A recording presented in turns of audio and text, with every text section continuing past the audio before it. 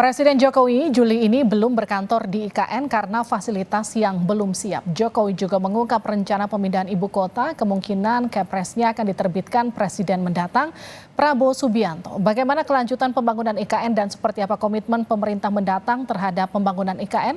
Kita akan bahas bersama Wakil Ketua TKN Prabowo Gibran, Silvester Matutina. Pak Silver, selamat malam. Selamat malam, Mbak Livi. Kita juga akan sapa Direktur Eksekutif Indef, Esther Sri Astuti. Bu Esther, selamat malam. Malam, Mbak Livi. Saya ke Pak Silver dulu ya. Pak Silver, Pak Jokowi bilang kemungkinan Kepresnya akan ada di periodenya Pak Prabowo Subianto. Respon TKN? Ya, namanya pembangunan ya. Kadang sesuai target, kadang agak molor, kita akui itu. Tapi intinya bahwa progres ini akan tetap harus jalan karena ini perintah undang-undang. Memang kalau kita yang sudah pernah ke sana, kita tahu bahwa saat ini hujan besar ya di IKN itu. Makanya mobil-mobil untuk masuk juga lumpur. Makanya itu yang tadi sebenarnya ini bukan hambatan memang ada hambatan dalam pengerjaan teknisnya karena tapi beberapa pembangunan itu sesuai ya, contohnya masalah istana presiden, istana wapres, rumah untuk ASN, beberapa kementerian itu hampir rampung termasuk jalan pendukung, ada tol IKN, terus bendungan udah mulai jadi semua. Jadi intinya bahwa sebenarnya tidak ada masalah, hanya memang dari target waktunya agak bergeser dari yang tadinya dicanangkan Juli, mungkin bisa nanti Agustus atau Oktober. Intinya sih nggak ada masalah yang berarti sebenarnya. Artinya kalau sekarang air belum masuk, listrik juga belum memadai, di sana targetnya Anda merasa nanti masih akan tetap bisa, katakanlah pemerintahan berkantor di IKN sebelum Pak Jokowi berganti ke Pak Prabowo? Ya, kita yakin itu karena memang juga sekarang untuk berkantor ke sana kan sebenarnya kan harus ada Kepresnya dulu. Nah, sekarang kan Kepresnya juga belum dibuat, jadi bukan sesuatu yang harus, tapi memang canangkan agar secepatnya bisa Pak Jokowi berkantor di sana. Gitu. Oke, tapi gini kan Pak Silver, setiap pemerintahan itu pasti punya program prioritasnya masing-masing. Kalau Pak Jokowi mungkin saja IKN, Pak Prabowo itu kan punya makan siang gratis. Ini kan juga Dewan Pakar TKN, Pak Sudrajat Jiwandono juga menyebut katanya program makan siang bergizi itu kabarnya lebih penting daripada IKN. Jadi nanti akan seperti apa IKN di tangan Pak Prabowo? Oh, sebenarnya bukan begitu ya, bahasanya bahwa beliau lebih srek ya, intinya bukan beliau nggak setuju, intinya beliau nggak setuju, tapi intinya bahwa karena beliau ini pakar ekonomi, yang dihitungkan adalah pertumbuhan ekonomi.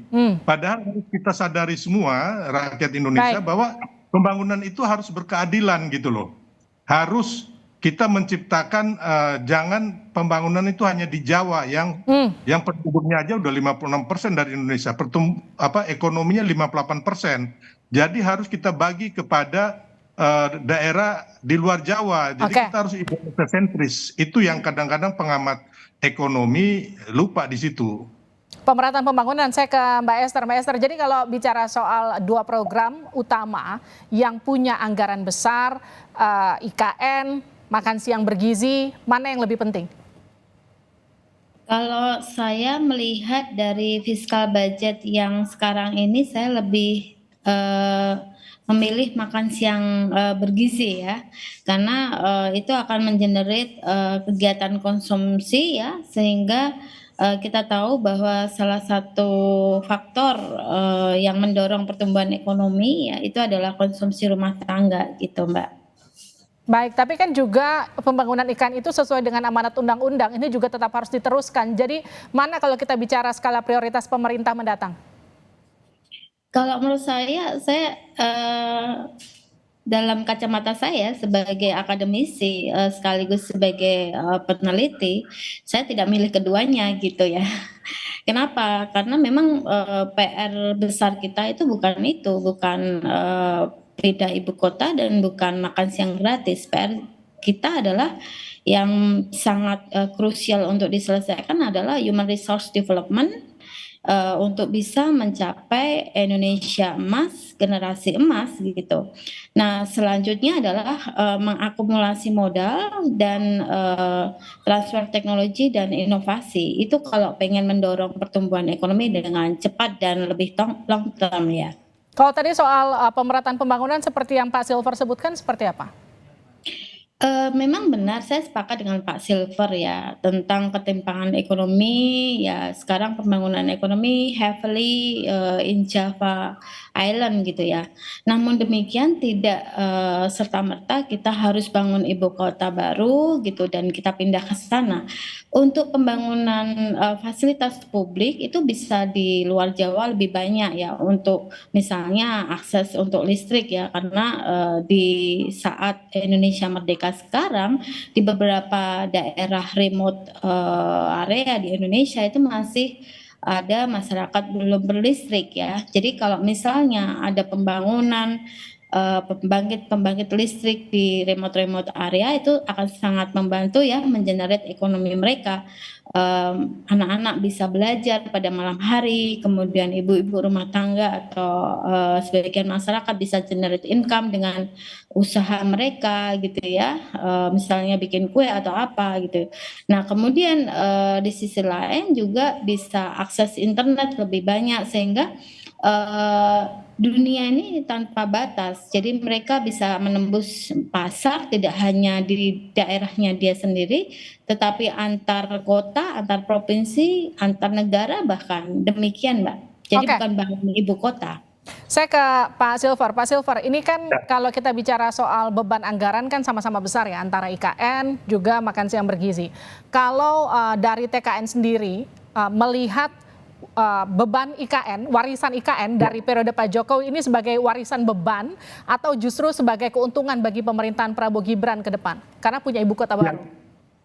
Ya, jadi begini, teman-teman pengamat harusnya datang ke IKN atau ke Papua ya. Karena saya sudah datang ke Papua, ke IKN, ke seluruh pelosok ya, hampir semua. Bagaimana susahnya hidup di Kalimantan gitu loh. Infrastrukturnya nggak ada gitu loh. Sulit sekali, jalan-jalannya berlubang dan itu yang kita sangat miris ya, termasuk daerah-daerah Papua di luar Jawa itu. Terus kalau kita mau lihat lagi, makanya saya bilang teman-teman pengamat ini harus meneliti lebih dalam lagi gitu loh. Contohnya kerugian akibat macet di Jakarta itu 64 triliun loh. Belum lagi banjir di Jakarta itu 2,1 triliun per tahun. Nah ini yang kadang-kadang teman-teman pengamat tidak menghitung itu. Hanya menghitung pertumbuhan ekonomi. Padahal pertumbuhan ekonomi kita juga bagus di atas 5% kan. Jadi sebenarnya kedua pembangunan ini adalah baik. Makan siang bergizi gratis itu untuk mencerdaskan anak bangsa kita gitu loh. Dan memang harusnya ditambah lagi, mudah-mudahan nanti di Pak Prabowo itu adalah sekolah gratis, kuliah gratis. Itu yang kita harapkan nantinya gitu. Setelah nanti mudah-mudahan di 2026 atau 2027 pertumbuhan ekonomi kita bisa ditargetkan yang 8% itu. Oke.